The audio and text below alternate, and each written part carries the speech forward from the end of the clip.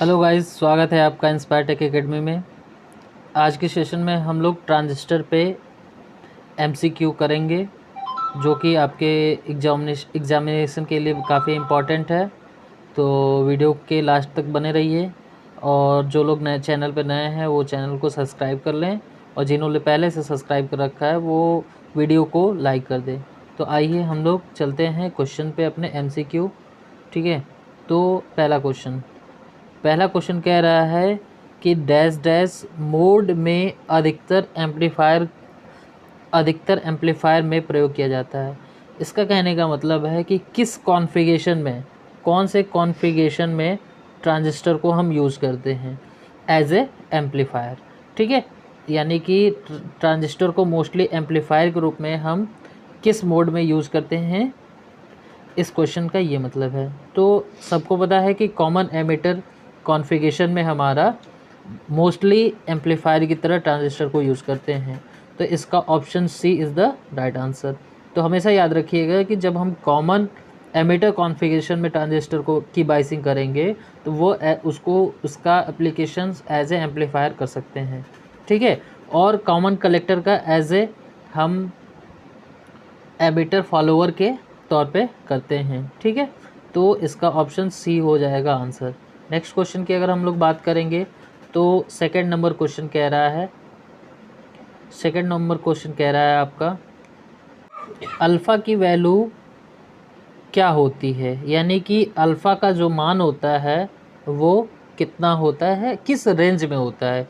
Basically ये range के लिए तो हमेशा याद करिएगा कि जो अल्फ़ा की वैल्यू होती है या तो 1 होगा या तो लेस देन 1 होगा। ठीक है, अल्फ़ा की वैल्यू या तो इक्वल टू 1 या तो लेस देन 1 होगा। ठीक है, तो इसमें ऑप्शन अगर देखेंगे हम लोग तो option B is the right answer, 1 से कम, यानी कि 1 के बराबर या 1 से कम।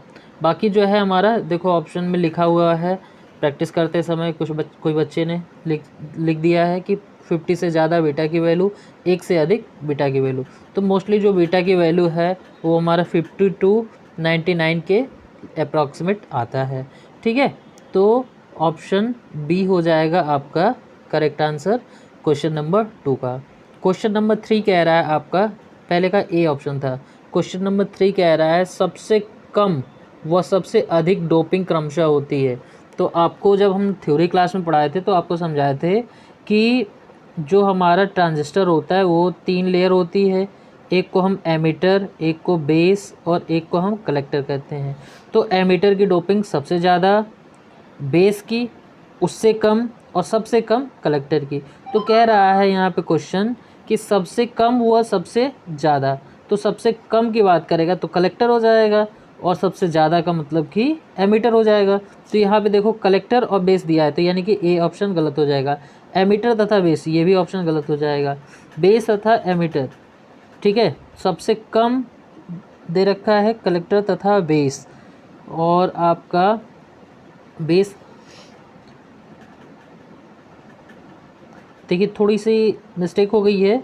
जो हमारी एमीटर की डोपिंग ये ज़्यादा होती है, बेस की सबसे कम होती है, और जो जो कलेक्टर होता है वो बेस से ज़्यादा बट एमीटर से कम होता है, यानी कि B option is the right answer, यानी कि तीसरे का बी ऑप्शन सही हो जाएगा। ठीक है, नेक्स्ट क्वेश्चन की बात करेंगे 4 नंबर। तो 4 नंबर क्वेश्चन में कह रहा है एनपीएन ट्रांजिस्टर में करंट फ्लो करती है, यानी कि करंट फ्लो होने का रीज़न क्या होता है एनपीएन।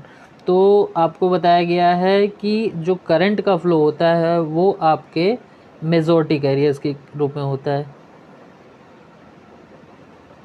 मेजॉरिटी कैरियर के रूप में होता है। तो एनपीएन में देखेंगे तो एनपीएन में इलेक्ट्रॉन मेजॉरिटी कैरियर्स हो जाएंगे, और पीएनपी में whole majority carriers.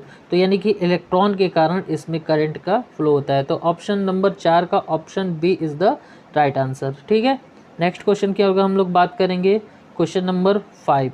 Question number 5 क्या कह रहा है, देखिए क्वेश्चन नंबर 5 कह रहा है कि एम्पलीफायरों में ट्रांजिस्टर को क्रमशः कलेक्टर तथा एमीटर जंक्शन की वाइसिंग रखते हैं, यानी कि जब हम एम्पलीफायर में यूज़ करते हैं ट्रांजिस्टर को तो उस ट्रांजिस्टर की वाइसिंग कैसे रखते हैं। तो आपको बताया गया था कि ये हमारा एमीटर जंक्शन हो गया जेई, और ये हमारा JC कलेक्टर जंक्शन। तो एम्पलीफायर में यूज़ करने के लिए JE को फॉरवर्ड वाइज होना चाहिए, ठीक है, और JC को रिवर्स वाइज होना चाहिए, ठीक है। यानी कि एमीटर जंक्शन है वो फॉरवर्ड वाइज और रिवर्स जंक्शन रिवर्स वाइज, ठीक है। तो option A is the right answer, ठीक है। नेक्स्ट क्वेश्चन की अगर हम लोग बात करेंगे तो नेक्स्ट क्वेश्चन कह रहा है,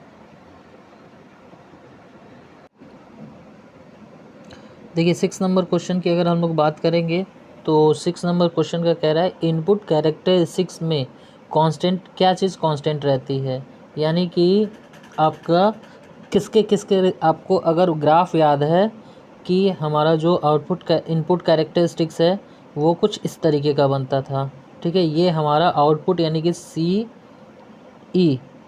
ये कांस्टेंट वोल्टेज रहता था, और ये हमारा VBE और IE इसके बीच में हमारा इनपुट कैरेक्टरिस्टिक्स कॉमन डिनोमिनेटर का बनता था, ठीक है। इसकी वैल्यू 0 से लेके हम कुछ भी बढ़ाते थे तो ग्राफ हमारा शिफ्ट होता था, ठीक है। तो यानी कि हम इसमें बात देखेंगे कि ये इनपुट वोल्टेज है, इनपुट करंट है, और आउटपुट वोल्टेज को हम कांस्टेंट रख के हम क्या करते हैं, इसका कैरेक्टरिस्टिक्स ग्राफ बनाते हैं, ठीक है। तो इसका option A is the right answer हो जाएगा। यानी कि आउटपुट वोल्टेज को कांस्टेंट रख के इनपुट कैरेक्टरिस्टिक्स हम लोग ड्रॉ करते हैं, ठीक।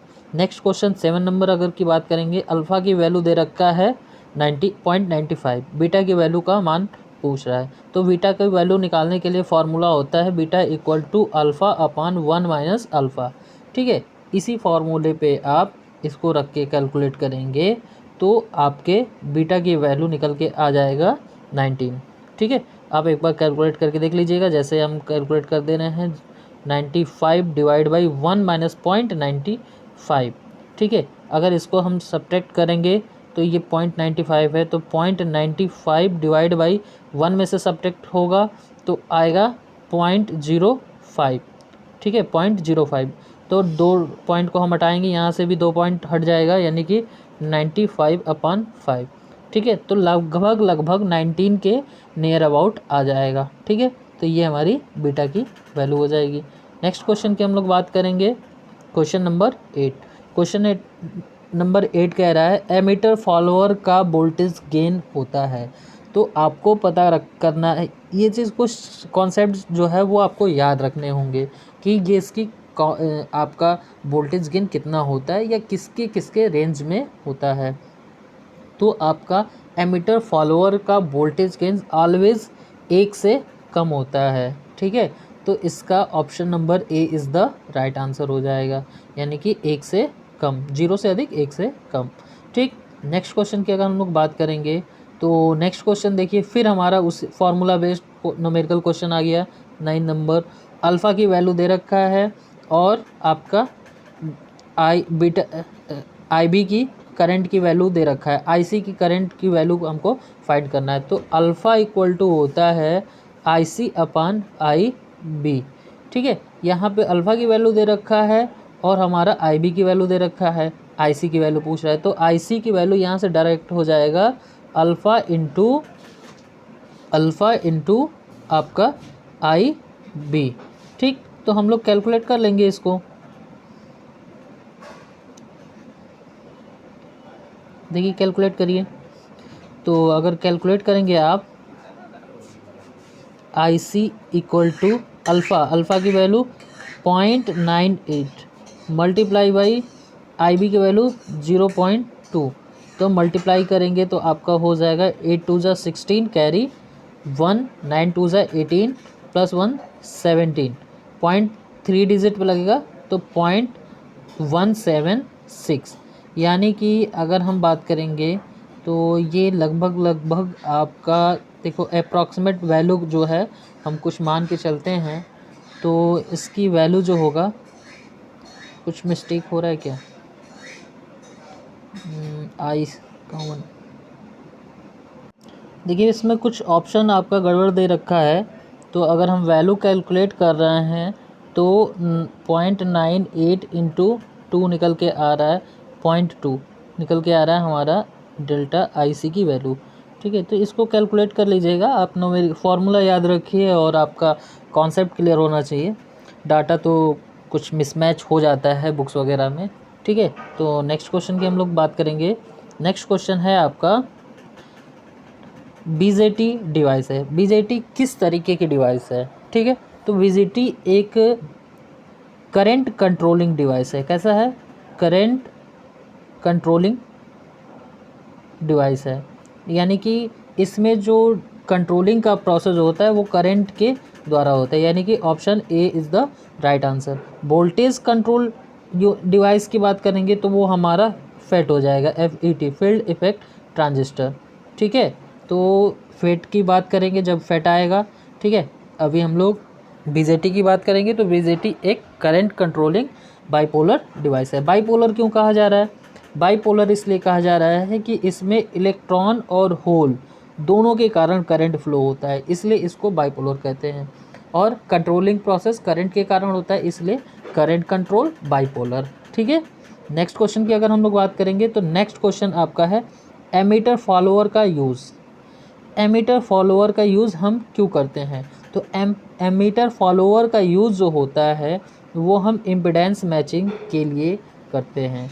ठीक है, किसके लिए करते हैं? इम्पीडेंस मैचिंग के लिए हम करते हैं। या अगर इसका सटीक अगर आप करना चाहें एक्सप्लेनेशन, तो ऑक्सीलेशन में भी हम इसका यूज़ करते हैं। तो इम्पीडेंस मैचिंग के लिए तो थोड़ा कम करते हैं हम, मोस्टली ज़्यादा से ज़्यादा हम ऑक्सीलेशन के लिए हम करते हैं। तो इसका करेक्ट आंसर आपका ऑक्सीलेशन हो जाएगा। अगर ऑक्सीलेशन यहाँ पे नहीं रहेगा तो आप इम्पीडेंस मैचिंग भी इसको कर सकते हैं। तो ऑक्सीलेशन अगर है तो ऑक्सीलेशन को प्रायोरिटी पहले दी जाएगी। ठीक है, नेक्स्ट क्वेश्चन की अगर हम लोग बात करेंगे तो नेक्स्ट क्वेश्चन कह रहा है एम्पलीफायर के लिए ट्रांजिस्टर होना चाहिए। ठीक है, अब देखिए ये आपका क्वेश्चन है कि एम्पलीफायर में ट्रांजिस्टर कैसा या किस मोड में होना चाहिए। तो आपको बताया गया था कि जब हमारा ये आउटपुट कैरेक्टरिस्टिक्स बनता था तो इसमें जब हम डीसी लोड लाइन खींचते थे तो यहाँ पे saturation region, cut off region और ये हमारा एक्टिव रीजन, ये होता था 3 रीजन। तो एक्टिव रीजन में हमें कैसा एम्प्लीफिकेशन मिलता था। ठीक है, और यहाँ पे स्विच की तरह कार्य करता था, सैचुरेशन में भी स्विच की तरह कार्य करता था।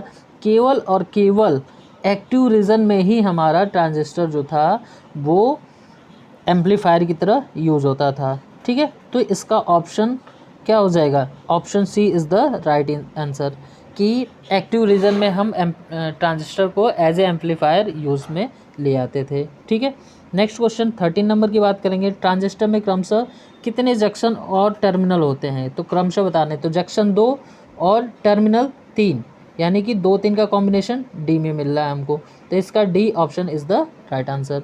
नेक्स्ट क्वेश्चन की बात करेंगे, अल्फ़ा का मान बीटा के टर्म में हमको बताना है। ठीक है, तो बीटा के टर्म में हमारा ए ऑप्शन सही हो जाएगा। Alpha equal to beta upon 1 plus beta होता था। ठीक है, और बीटा की वैल्यू क्या होती थी? बीटा इक्वल टू होता था अल्फ़ा अपान 1 माइनस अल्फ़ा। ठीक है, तो कंफ्यूज ना होइएगा, दोनों का फार्मूला आप याद रखें सही से, और दोनों ही मोस्ट इम्पॉर्टेंट फार्मूला है और इससे क्वेश्चंस आपके ज़्यादा बनते हैं। इसका 1-2 और कुछ फार्मूला है आईसी और आईबी के कंसेप्ट में, तो अल्फ़ा हो जाता था हमारा आईसी अपान आईबी और बीटा हो जाता था हमारा आईसी अपान आई अपान आई ई। ठीक है, तो ये याद रखिएगा आप फार्मूला। ठीक, नेक्स्ट क्वेश्चन की हम लोग बात करेंगे, थर्मल रनवे का कारण क्या होता था। तो थर्मल जो रनवे था ये हम आपको कई बार बता चुके हैं, वो हीट के कारण जनरेट होता था। ठीक है, हीट के कारण जनरेट होता था। ठीक है, तो इसका कारण क्या है? अधिक टेम्परेचर। हीट के कारण टेम्परेचर बढ़ता था, टेम्परेचर बढ़ने से कैरियर जनरेट होते थे, कैरियर जनरेट होते थे तो उसमें मूवमेंट आता था, मूवमेंट आने के बाद फिर से टेम्परेचर बढ़ता था और यही प्रोसेस चलता रहता था, जिसको हम थर्मल रनवे कहते थे। ठीक है, तो ये कॉन्सेप्ट क्लियर है। नेक्स्ट क्वेश्चन की अगर हम बात करें, IC equal to alpha I E plus क्या होता है। ठीक है, तो अल्फ़ा आई ई के साथ आपका क्या आता था? हमारा आई सी बी ओ। ठीक है, तो ऑप्शन सी इसका राइट आंसर हो जाएगा। अब देखिए नेक्स्ट क्वेश्चन की अगर हम लोग बात करेंगे तो नेक्स्ट क्वेश्चन कह रहा है आपका ट्रांजिस्टर का वह एलिमेंट जिसका साइज़ सबसे बड़ा होता था। तो साइज़ के अकॉर्डिंग आपको बताया गया था कि जो हमारा एमीटर बेस कलेक्टर, तो कलेक्टर की चौड़ाई सबसे ज़्यादा होती है, सबसे कम बेस की होती है, और कलेक्टर से कम बेस से ज़्यादा एमीटर की होती है। ठीक है, तो इसका option C is the right answer. Next question की बात करेंगे, ट्रांजिस्टर का इनपुट इम्पीडेंस किस कॉन्फ़िगरेशन में सबसे अधिक होता है। ठीक है, ये देखिए ये कॉन्सेप्चुअल क्वेश्चन है। ये इस तरीके के क्वेश्चन काफ़ी कम्पिटिटिव एग्जामिनेशन में भी पूछता रहता है, तो आप लोग अभी से कम्पिटिटिव एग्जामिनेशन के लेवल से तैयारी करते हुए चलें। प्लस आपका एग्जामिनेशन भी नज़दीक है, इसलिए थोड़ा इन सब चीज़ों को ध्यान से पढ़ें और समझें। ठीक है, तो ट्रांजिस्टर का इनपुट इम्पीडेंस जो होता है वो हमारा कॉमन कलेक्टर में सबसे ज़्यादा होता है। क्यों होता है? क्योंकि यहाँ पे जो जेसी होता है, कॉमन कलेक्टर जंक्शन पे जो बैरियर होता है वो ज़्यादा होता था, और इसके डिप्लीशन लेयर की जो चौड़ाई होती थी वो भी ज़्यादा होती थी। अब ये ज़्यादा होने की वजह से वहाँ पे ज़्यादा आपका रेजिस्टेंस जनरेट होगा, और रेजिस्टेंस जनरेट होने की वजह से इम्पीडेंस वहाँ का ज़्यादा होगा। तो 19 का option B is the right answer हो जाएगा। 20 नंबर क्वेश्चन की अगर हम लोग बात करेंगे तो 20 नंबर क्वेश्चन कह रहा है ट्रांजिस्टर का आउटपुट इम्पीडेंस किस कॉन्फ़िगरेशन में सबसे अधिक होता है। ठीक है, तो हमारा कॉमन बेस कॉन्फ़िगरेशन में जो होता है वो सबसे अधिक होता है। इसका भी कॉन्सेप्ट जो होता है वो आपका जेई और जेसी से निकल के आता है। जेई और जेसी हमारा जंक्शन पे बैरियर ज़्यादा रहता है और जेई पे कम होता है, इसकी वजह से कॉमन बेस। देखो ये अगर कॉन्फ़िगरेशन का फिगर आपको याद है तो आप ये चीज़ें सारी सही से बता लेंगे कि किसका इनपुट इम्पीडेंस ज़्यादा होगा, किसका इनपुट इम्पीडेंस ज़्यादा होगा, किसका कम होगा। ठीक है, तो नेक्स्ट 20 क्वेश्चन हम नेक्स्ट वीडियो में पढ़ेंगे। तब तक के लिए धन्यवाद।